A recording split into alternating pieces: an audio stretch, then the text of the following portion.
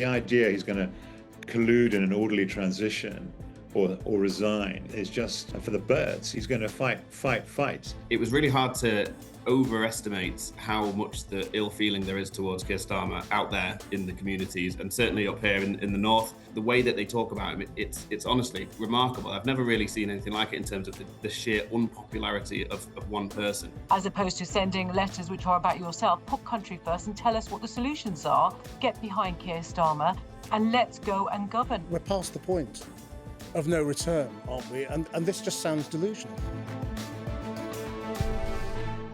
Hello and welcome to the Fourcast and another febrile day in Westminster with the Prime Minister for now clinging on. But he's far from safe as a succession of ministers are stepping down as we speak.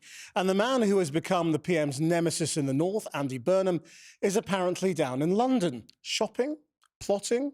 Who knows? So it looks like Keir Starmer might just hit the current average tenure of British Prime Ministers, 2 years, and no more.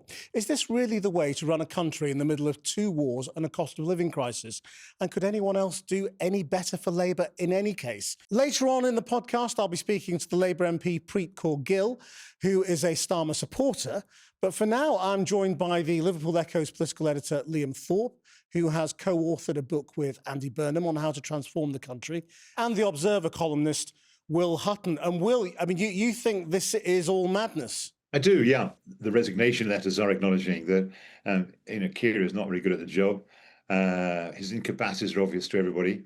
The speech on Monday was not very good, and the U-turns and mistakes are there for all to see. But he holds the mandate. I mean, he is the man who won the election in July 2024, and any successor, however well it's executed, an orderly transition, a coronation, no contest, however it's organised, the pressure to hold a general election soon afterwards will become intense.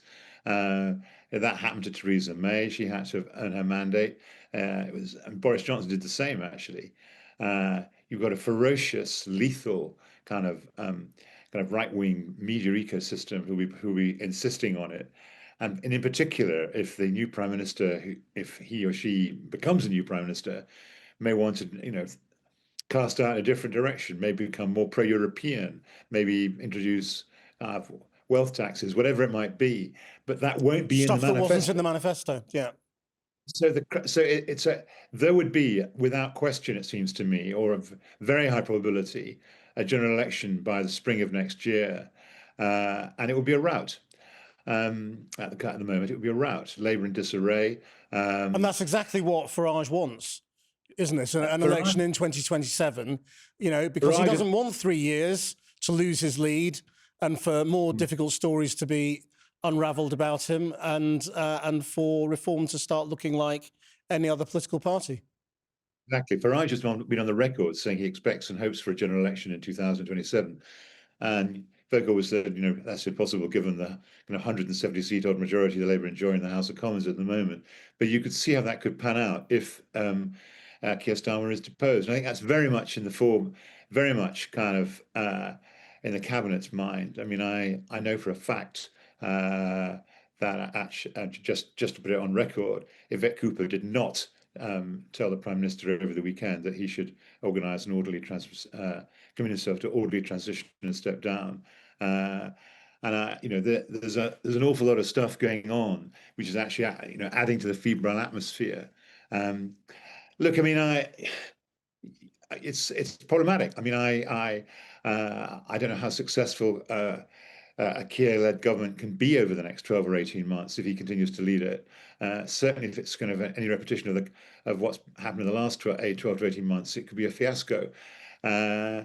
I'm hoping he's learnt. I'm hoping he's got people around him who can make better judgments than he has made in the last kind of 18 months. He'll have to repopulate his cabinet if he's to go forward successfly.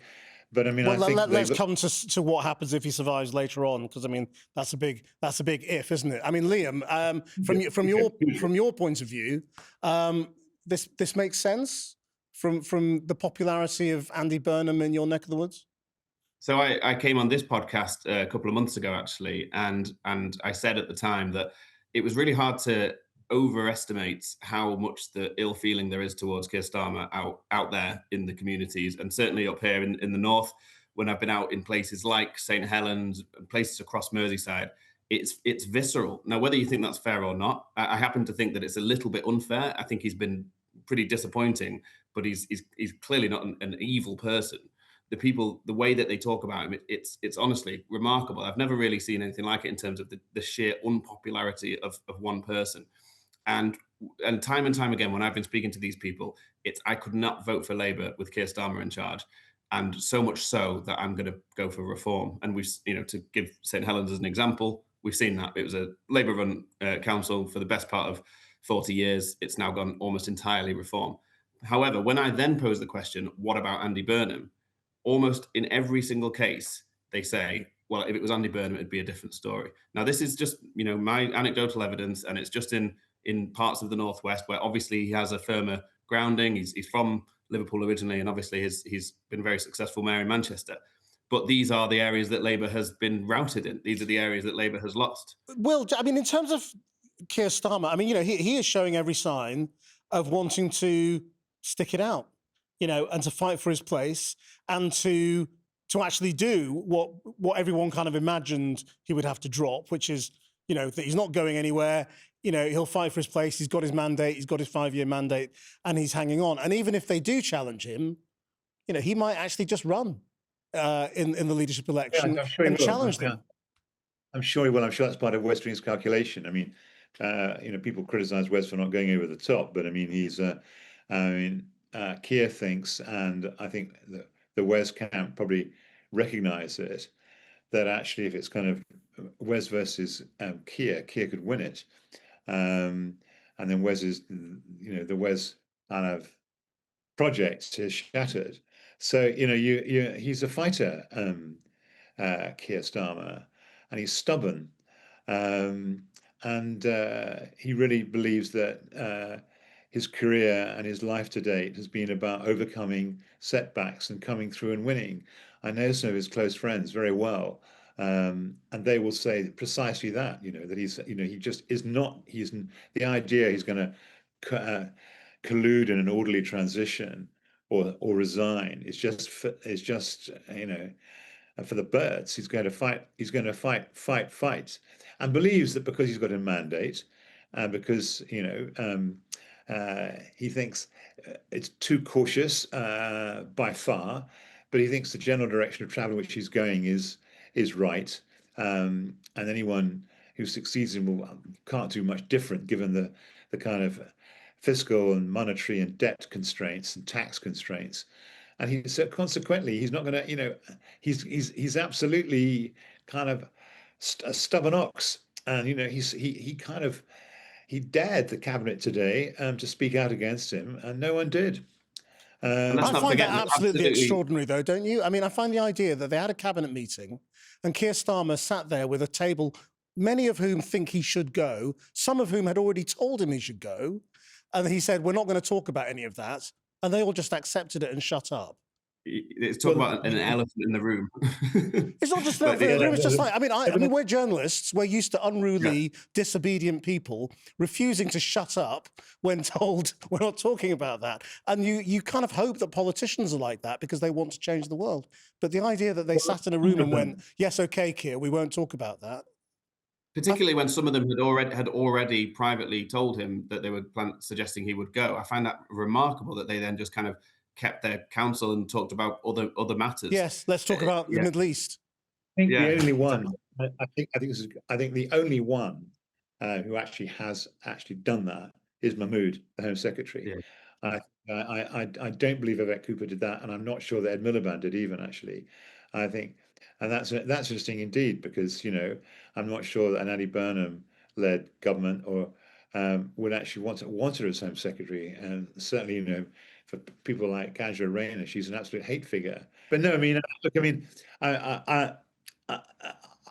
it's nonetheless, despite the fact that some of the stories are a bit frenzied, it's nonetheless, as Liam was saying, it's the elephant in the room. I mean, you've got 81 MPs or more now saying he's got to go. But 3 ministerial resignations, 4 ministerial aides. I mean, you can feel the herd moving. The Talk cabinet. about don't mention the war. Yeah.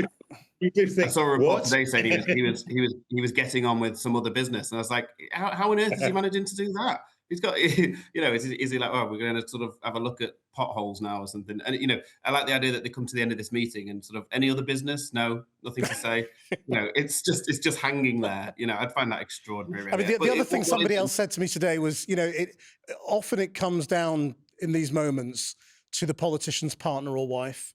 And those conversations they have. And in fact, Keir Starmer said himself that Vic, his wife, is his closest advisor and that she's always right and that, that he listens to her.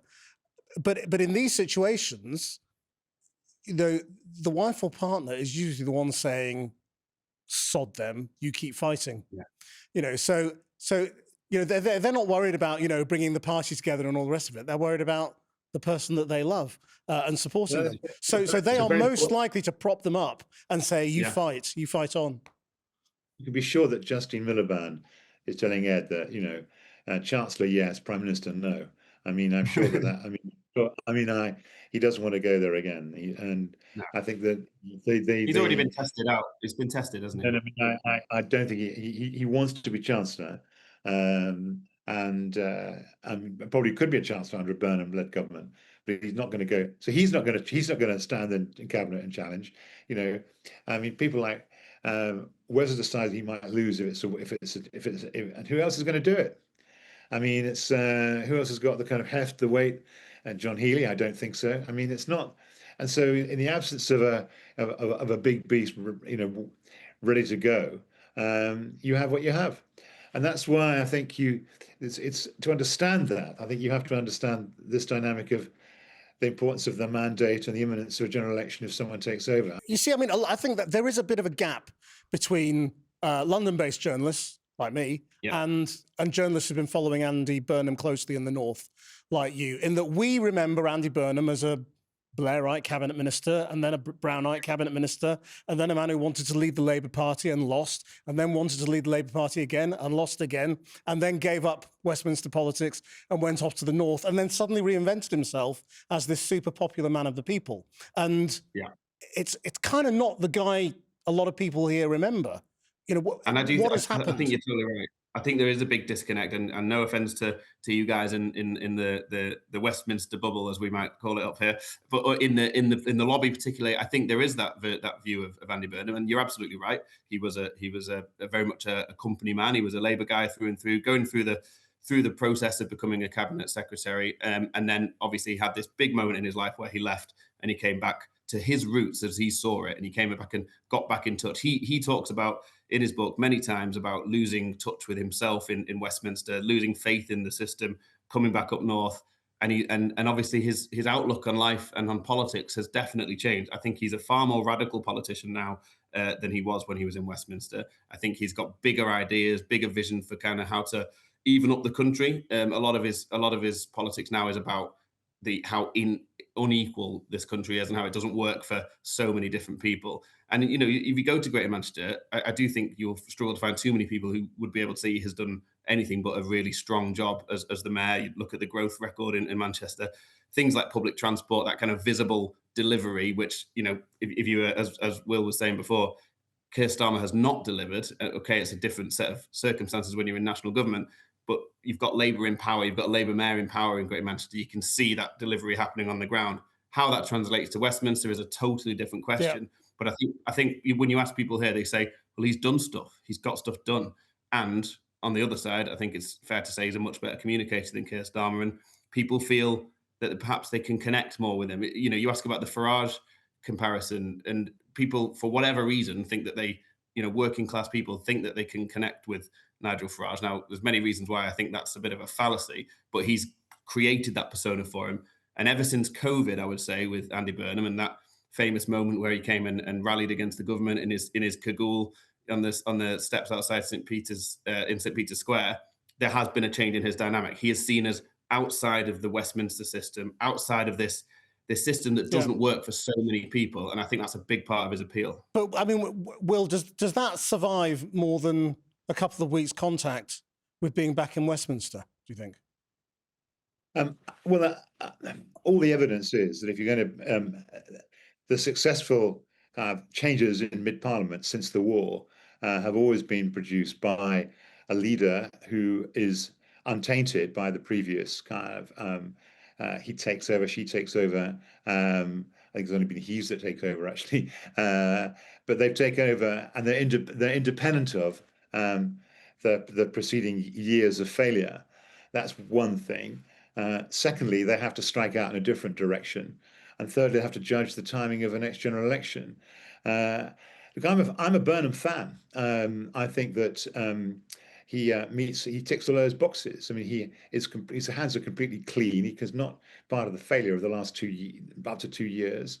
I think Manchesterism is a thing. What is Manchesterism? I think that it's a combination of, you know, getting the economy right, and I think there's pockets of desperate social and economic stress in Manchester, in the round, it's one of the most successful kind of city outside London, actually, and no question. And I agree very much with what Liam said. And that's partly about infrastructure, and partly about some very, very interesting kind of young companies that have been emerging kind of from the technology and science of Manchester University and the allied kind of top universities around Manchester.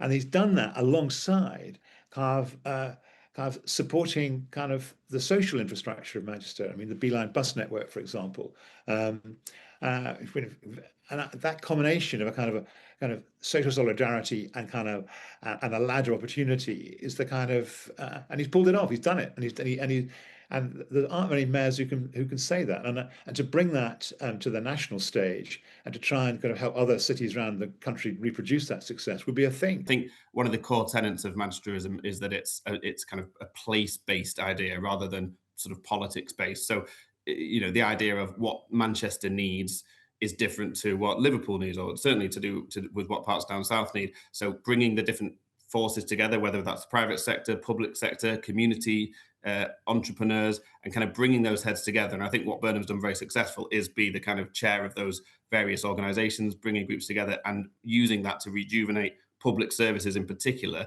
and make public services that have clearly not been working for so long for so many people. You know, I'm up here in the north, and you only have to ask anyone about the trains up here. It's a kind of running joke about how poor they are. But you go to Greater Manchester, it's an incredibly efficient and almost luxurious public service system at times if you get in the Metrolink. So it's bringing those ideas together, and this is where I find it really interesting in the context of him potentially moving into Westminster, because so much of it is about devolution and about pushing more powers out of Westminster into the regions. You know, Andy's talked before about a sort of German-style kind of federal system where everywhere individual places have much more power to sort of self-govern.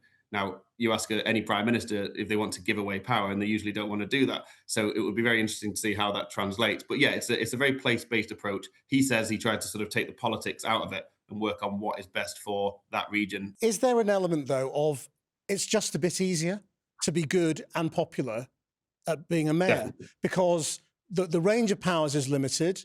The kinds of things you're looking at tends to be about new growth infrastructure, convening people, you know, kind of soft power stuff to some degree. And when you get to central government and Westminster, it's actually delivering and fixing the big things. And it's massive. It's a massive job, and it's massively broken. And so the same approach may not work. Completely correct. It's a massive, massive difference. And you only have to look at something like the Hillsborough Law, for example, which obviously Andy Burnham's been a huge proponent of. That has taken, you know, we were promised it, you know, well over a year ago. Now, the fact that it has taken so long is partly because you're having to deal with all these different organs of the state, different civil servants, different priorities. It's one reform where I just thought, surely Keir Starmer can get this over the line, and it hasn't happened yet. So that's just one example. So the wheels in the civil service and the wheels in government move a lot more slowly than in Greater Manchester combined authority. And you're completely right that you know, if Andy Burnham, you know, the powers that he has are usually for quite positive things that you're bringing to the table. You know, it's the local councils that probably have to make the cuts and have to deal with those kind of difficult decisions. So it's a totally different ball game. So, totally Will, agree. I mean, do you think people are being naive in imagining that popular Andy Burnham, the mayor of Greater Manchester, could transfer that popularity to the national scale? He wasn't a particularly successful cabinet minister. He wasn't a distinguished chief secretary. It wasn't a distinguished. It was a very, very short period at culture, media, and sports, and wasn't and health was okay, but not fantastic. So I mean, it wasn't. It's not a stellar record in the kind of fag end of the New Labour years. Then he's had a crack at it and failed, and at the leadership, and so there comes a time when you have to. Comes a time when those question marks kind of exist. So and you have. I mean, I suppose he would say he's changed. As Liam was saying, that he's learned. But the question is, can you transfer what you've learned as a mayor to succeed at a national level? Boris Johnson didn't. I think that there's 3 or 4 aspects of him that I think are really important. 1, he's a communicator. 2, actually, he has charisma. 3, I think he does have a vision. 4, I think a major element in economic and social policy going forward has to be about devolving power to get quick results, and he knows how to do that. I think you can overstate the international stage. It's fairly obvious what you have to do in Ukraine. It's very obvious you have to get as close as you can to Europe within the kind of red lines of the manifesto. It's fairly obvious you have to be wary about Donald Trump, and it's fairly obvious that you have to look for energy resilience given what's happening in the Straits of Hormuz. I don't think those are hard things to get right. What's really hard to get right in Britain is the domestic agenda, and maybe he's the man. But I come back to the point that actually, if he wants to strike out in a different direction, the pressure on him to call an election before 2029 will be intense. And the judgment call that he has to make, as well as the Parliamentary Labour Party and Labour Party activists, and actually, and if you believe in democracy, is it right to have an election once again, kind of many years before it was scheduled to be held, and actually and revoke the vote that was made in 2024? It's really, really tricky, and or in the past, governments and parties have been punished for that. That's the trouble, and I find it extraordinarily difficult to kind of navigate my way through this. And if it was a coronation and there wasn't a contested competition, there wasn't Wes Streeting going for it, or say an Al Carnes or someone who may throw the hat in the ring. If it was simply an uncontested election with everyone rallying around him and him managing to find a way through the kind of necessity of changing course while being congruent with the terms of the 2024 manifesto commitments, it's probably worth doing. But it's high risk, and the cabinet wasn't prepared to make the call today. Liam, and let's not forget, it doesn't seem likely. It's got to win a seat. It's got to win a seat, hasn't it? And if you look at those election results on Thursday and Friday, where is a safe Labour seat now? There was talk of him going for a seat in St Helens South. That's been ruled out by the incumbent Marie Rimmer. But even if he had been successful there, Labour were just reduced to 2 seats on a council that they previously ran. Reform won every other seat, basically. I mean, there's many obstacles in his way here. Got to find someone to stand aside. Then he's got to go and win it. And it's a very difficult message, I guess, to say to someone in an area like, say it was St Helens, I'm here to serve you. Well, everyone knows why he's trying to get a seat. Everyone knows he's getting a seat because he's going to go on and be Prime Minister. You can't really say, I'm here to be a top constituency MP, because people aren't stupid. They know. So it's going to have to come across a little bit cynical. But then people might like the idea of their MP being the Prime Minister. Yeah. I mean, it's certainly going to raise the profile of the place, isn't it? Well, and people might think he has the power to change things in their lives. And he's their guy. I think we can all agree that if he stood in Gorton and Denton, then he probably would have won that seat for Labour. The polling suggests he was the only candidate who would have won that. And obviously now everyone's looking at the fact that Starmer decided to block him there. What about Will's concern that, you just won't have the democratic legitimacy to carry on really changing the agenda in a massive way that wasn't in the manifesto, that you will be forced into an earlier election than you would like, and that could be an absolute gift to reform?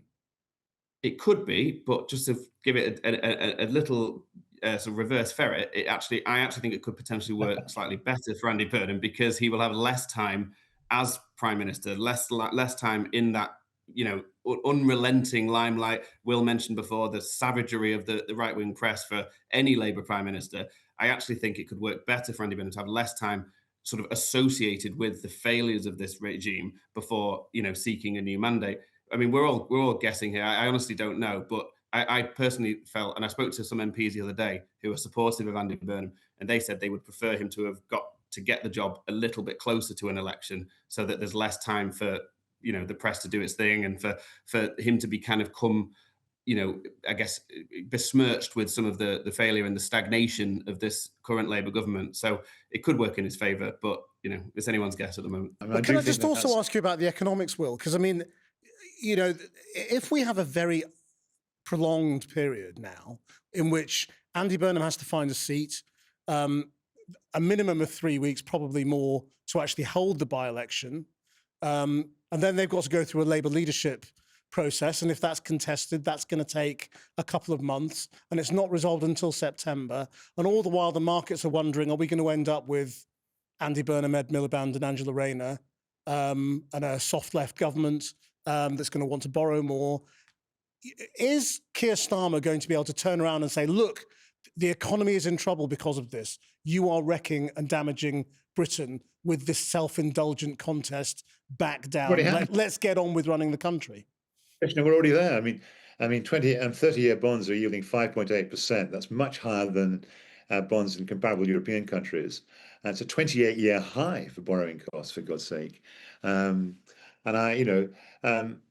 that weighs again heavily on challenges. I think it's all very well saying, I'm against fiscal rules and I want to kind of, borrow more. It's just not on. I mean, the British debt and deficit position is extraordinarily precarious.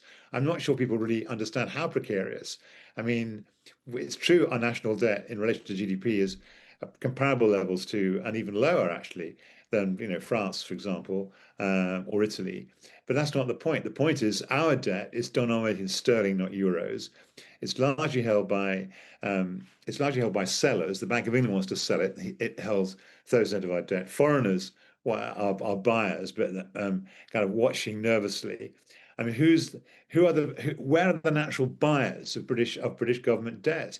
And consequently, because they aren't there, our interest rates are are the highest in the G7 for kind of 10-year, 20-year, and 30-year bonds. And you may say you want to escape the kind of the tyranny of the bond markets, but you just can't.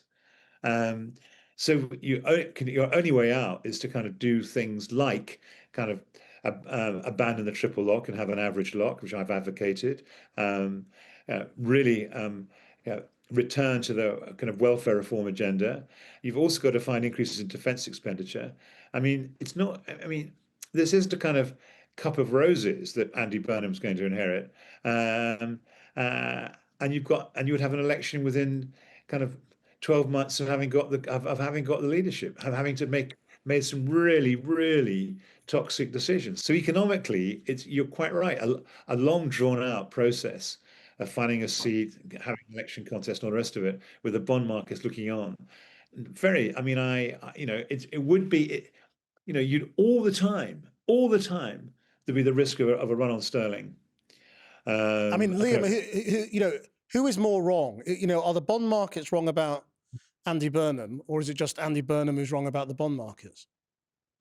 Well, that is a question way above my my training. But what I would say is that, and obviously he spooked a few people with those comments, and there was a plenty of briefing. He has rowed back, in fairness. He has rowed back. Yeah, he has rowed back. Well, he's rowed back, but then he also said he wanted to take defence out of out of public borrowing. I mean, it's just like, that's sort of fantasy economics, isn't it?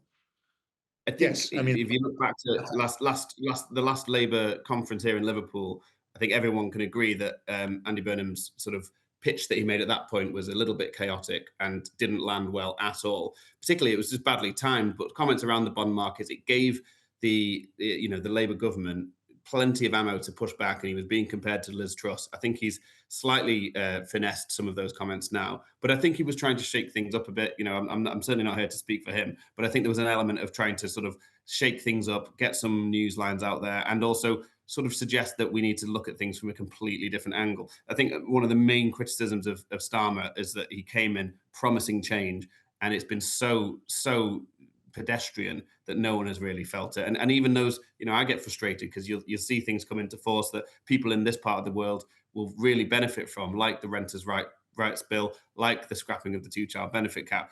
And it's completely just lost in the morass of the mistakes and the mundanity of so much else of what this government has been. And some of that, lots of that is their fault. Lots of it is the fact that they don't get as fair a hearing from the media as perhaps the Conservatives would have done. But there have been some really progressive and positive policies that have come in from this government. They're just not very good at talking about it. And that's a massive part of the problem. And Keir Starmer's communication is pretty woeful, I think. It doesn't come across well. People do not feel in any way in touch with him. And so, and Andy Burnham would argue, fans would argue he's much better at connecting with those ordinary people. Look, Keir Starmer has got a mandate from the British public, as has the Labour government. What they needed to be doing is reflect on what has been, of course, some disappointing election results. What you then don't do is suddenly have an internal war and have public theatrics in the way that we are seeing. What you do is you go away, you reflect, you be humble, and you come back with a response to the very clear message that the electorate gave about making sure that the Labour Party is able to tell its story, it's delivering on its manifesto commitments and the priorities of the British public. That is what we expect. Now, nobody expected any of my colleagues to be behaving in this manner. And what we are seeing is really not putting the country first. That is what the Prime Minister's, priorities are. That is what the majority of Labour MPs want to see, is that we put the country first and we come back to respond to the electorate's concerns. I mean, isn't it just a bit late to be arguing this? So many of them have gone over the top.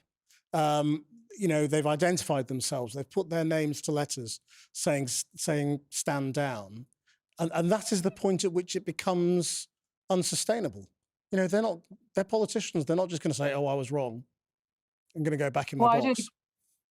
Well, look, we've got over 400 MPs and we're hearing from 80, but we're also hearing that there's more than 100 that have put their names to a letter saying that this is not the time and colleagues must refrain from, turning inwards. We need to be outward facing. That is exactly what the electorate expects from us, not to be talking about leadership change. We've had instability in this country and what we need is stability. We have a war in Ukraine, we have a war in Iran. The priority for this Prime Minister, and that's exactly what he did at his cabinet this morning, is think about how are we going to respond to the fact that the Strait of Hormuz hasn't been opened.